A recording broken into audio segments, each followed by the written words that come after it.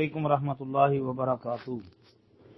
جی محترم بھائی نے لکھا جی حضرت آدم علیہ السلام کے نکاح یا حق مہر کے بارے میں قرآن مجید اور حدیث میں ہے، اگر نہیں ہے تو بھی کوئی ثبوت پیش کر دیں۔ جی محترم بھائی، آدم علیہ السلام کے نکاح کے موقع پر حق مہر کے حوالے سے کوئی آیت یا حدیث میرے علم میں نہیں ہے۔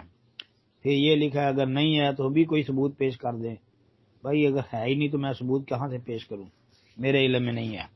جی دوسرا یہ جو لکھا ہے کہ ایک بریلوی مجھ سے بحث کر رہا ہے کہ آدم علیہ السلام کا نکاح ہوا تھا اور حق مہر میں درود شریف پڑے ہیں، تو بھائی یہ بریلوی ہی اس کی دلیل دے سکتا ہے۔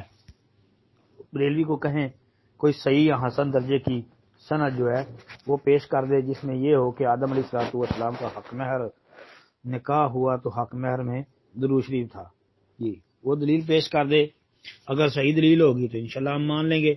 باقی بھائی نبی علیہ السلام کی سنت سے تو یہی ثابت ہوتا ہے، مطالعہ کرنے سے پتہ چلتا ہے حدیث سے کہ درود پڑھنے کا تو بھائی ذکر ہی جو ہے یہ 5 ہجری میں ہوا تھا، کیونکہ یہ سورہ احزاب کے اندر یہ ہے حکم ان اللہ و ملائکتہ یصلون علی النبی یا ایھا الذین آمنوا صلوا علیہ وسلموا تسلیما۔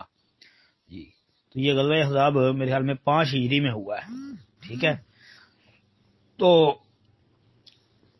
5 ہجری میں یہ سورہ احزاب کے اندر یہ آیہ مبارکہ نازل ہوئی، تو اس وقت مسلمانوں نے نماز کے اندر درود پڑھنے کے متعلق نبی علیہ السلام سے پوچھا تھا، یعنی اس سے پہلے تو نماز پڑھتے تھے لیکن نماز میں درود نہیں پڑھا جاتا تھا، تو اس لیے درود کے متعلق تو بھائی حکم ہی سمجھو 5 ہجری میں آیا ہے۔